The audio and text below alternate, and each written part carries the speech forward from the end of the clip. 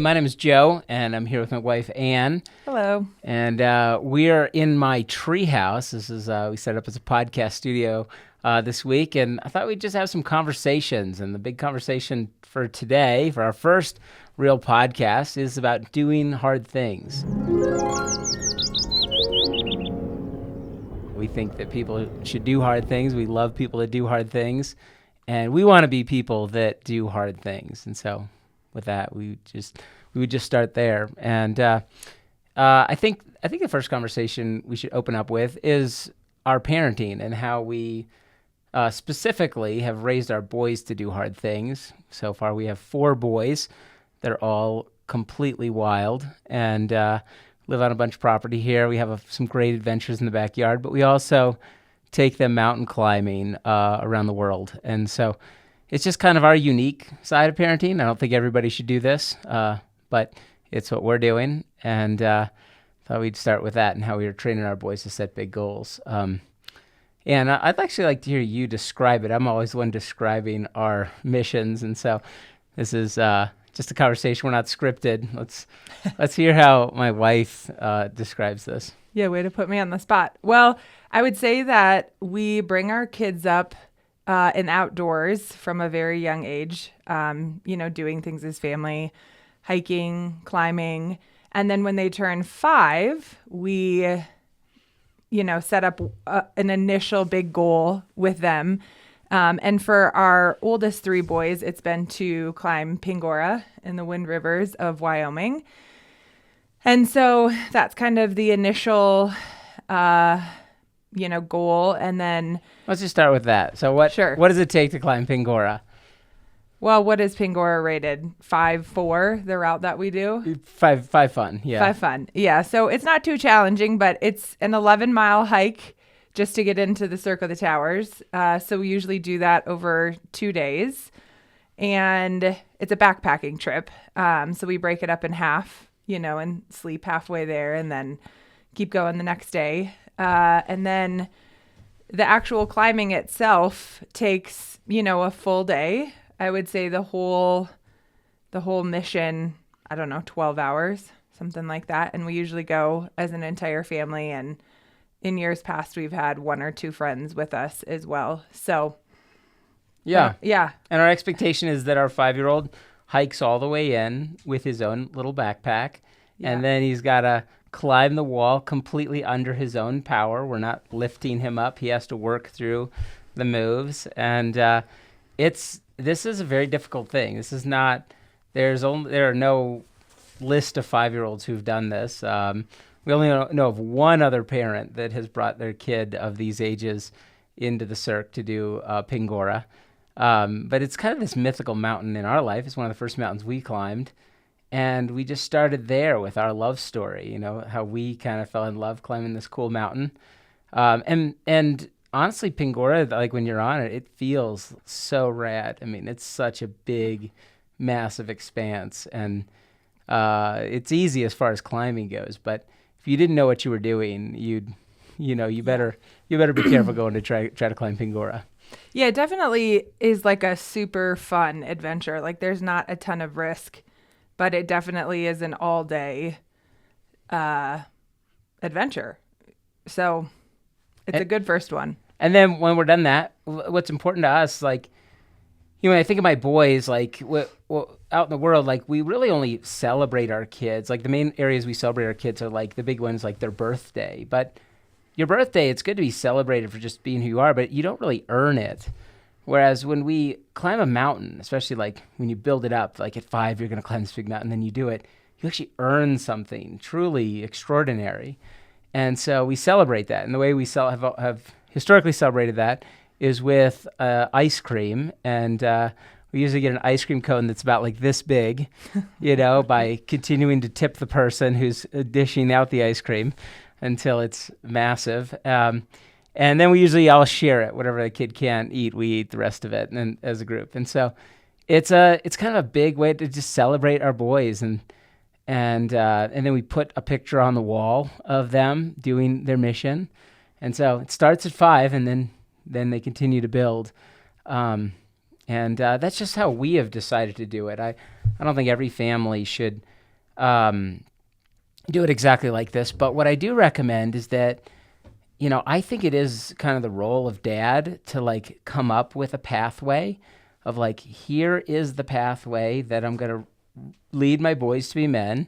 Here are the rites of passages that I'm going to set. And that it starts at Pingora. And what have been some of your favorite kind of big goals that we've done? Why don't you share just a few more of them?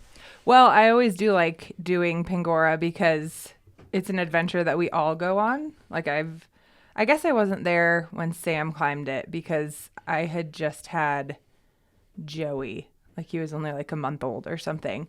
But I was there when Sylvan climbed it. I was there when Joey climbed it. And I'm assuming I'll be there when Blaze climbs it. So anyway, it's sort of I don't know, makes me feel good when I can still get up there and, hang with my boys and, keeps me young. So definitely Pingora is a great one. I don't know that I have done. You were there on Lost Arrow. Oh, yeah, that's true. But I didn't do the entirety of it. But I guess my role in other adventures and other missions is like support and like sort of there, like behind the scenes. And I feel like that is where I thrive because, I don't know, my body just can't always do as much as it used to. And so it's kind of a happy medium for me to still be able to be a part of it. But I'm not like smack dab in the middle of it. Yeah. So another huge rite of passage in our home is El Capitan. El Capitan is the biggest, raddest thing there is in rock climbing. And when Sam climbed it the first time, like Anne was in the valley. She'd meet him in the valley each day. Why don't you share about that? Yeah. Well, I mean, I would come into the valley every day and go to the El Cap Meadow and talk to him on the walkie-talkie and encourage him. And then when he summited, I had hiked up the backside of El Cap with a group of people. So I was able to like meet him as he summited and topped out. So that was pretty special. I think there's a lot of women out there that like when it comes to doing something like this with parenting that struggle, with their husbands doing something really hard or something that even is kind of dangerous. I think everybody's asking that question. Well, how do you get your wife to do this? How is your wife in on this? And we haven't had this conversation recently, so I'd love to hear what you would say to an audience about that. Well, I think first of all, you have to, it's sort of just like who I am, to be very trusting, and I love the outdoors, and I don't have a lot of fear of like heights and, the worst extreme case possible happening. Like I just don't operate that way. And so I love adventures. I love being outside. I love doing things that challenge me. And so, I was doing a lot of this stuff before we had kids, before you and I got married. So I think for me, it's just sort of who I am that I enjoy this.